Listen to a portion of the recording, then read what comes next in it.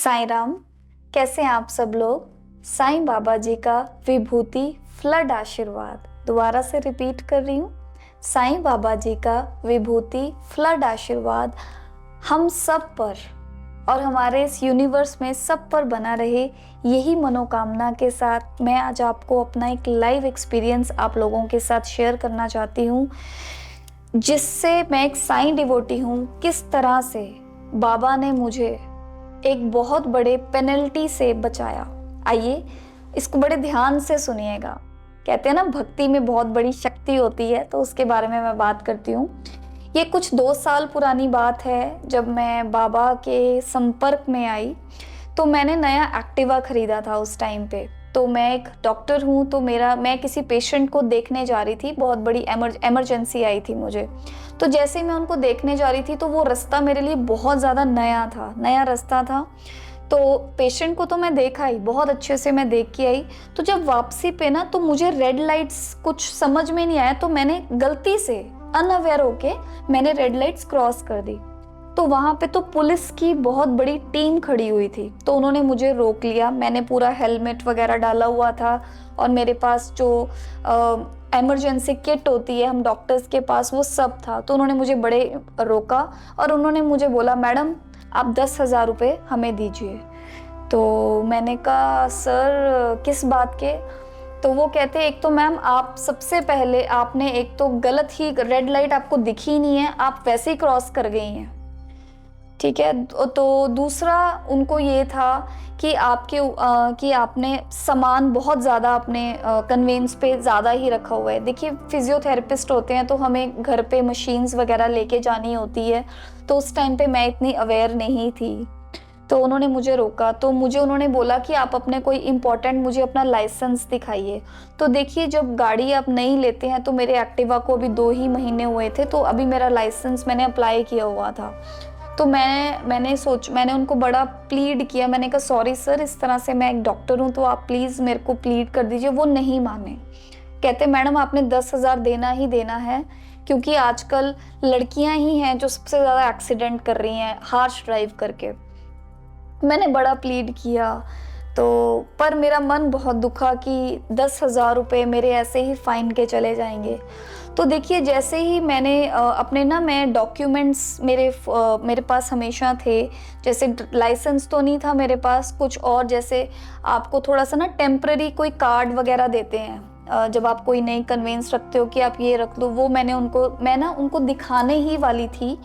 तो मैंने हमेशा से मेरे पर्स में हमेशा से साईं बाबा की कोई ना कोई छोटी मोटी बुक या उनकी कोई तस्वीर या कोई सिमरन माला हमेशा से होती है। तो जैसे मैं एक बार साईं बाबा हम्बड़ा रोड पे जो साईं बाबा का मंदिर है, तो मैंने ना वहाँ से ये कार्ड ले लिया था। यह साईं कार्य सिद्धि महामंत्र, ऐसे ही ले लिया मैंने कहा चलो, जब मैंने नई गाड़ी ली तो मैंने कहा चलो पहले बाबा के दर्शन करा लेती हूँ। तो मैंने फिर ये लिया। मैंने कहा चलो, एक भाव से मैंने कहा चलो बाबा, आप हमेशा मेरे डॉक्यूमेंट्स के साथ रहोगे। तो मैं जैसे ही उनको थोड़े से मेरे जो एक्टिवा के डॉक्यूमेंट्स थे, मैं ना उन्हें दिखाने लग गई। तो मैं थोड़ा सा टर्न होके मुझे था, मैंने कहा चलो मेरे पास कैश है जितना, उतना मैं निकाल देती हूँ, बाकी मैं गूगल पे कर दूंगी। तो जैसे ही वो मेरे डॉक्यूमेंट्स चेक कर रहे थे ना, तो उसमें से ये कार्ड ऐसे पॉप आउट हो गया ये कार्ड। मेरी पीठ थी। तो मैंने जैसे ही अपने पर्स में से पैसे निकाले, वो डॉक्यूमेंट ऊपर से जैसे पॉप आउट हो गया। तो मुझे नहीं पता उस टाइम पे बाबा ने क्या लीला की, मुझे नहीं पता।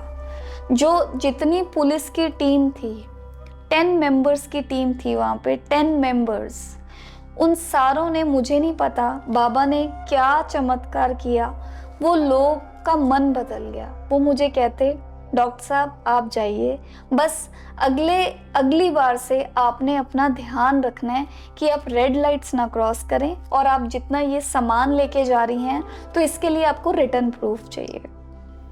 और जब मैं अपने डॉक्यूमेंट्स इकट्ठे कर रही थी, तो उसमें से मुझे ये ना ब्लिंक सा, जैसे कोई गोल्डन लाइट से नहीं निकलती होती, तो ये निकली और मुझे लगा कि वहाँ पे तो बाबा बैठे हैं। इसमें से ना जैसे कोई गोल्डन सी लाइट कई बारी निकलती है ना, तो बाबा बैठे हैं और देखिए बाबा ने मेरा 10,000 रुपए का फाइन बिल्कुल ही, जिसे कहते हैं कि बिल्कुल वहां पे स्टॉप कर दिया। और मेरे आंखों में टीयर्स आ गए कि बाबा ने मेरी इतनी ज़्यादा हेल्प की। और फिर मैं सारे रास्ते अपना, और मैंने बाबा को फिर प्रॉमिस किया, मैंने कहा आगे से तो चलिए अपनी गलती का तो मैं ध्यान रखूंगी ही रखूंगी, कि आगे से आपका और मेरा संबंध और भी ज़्यादा पक्का हो जाएगा।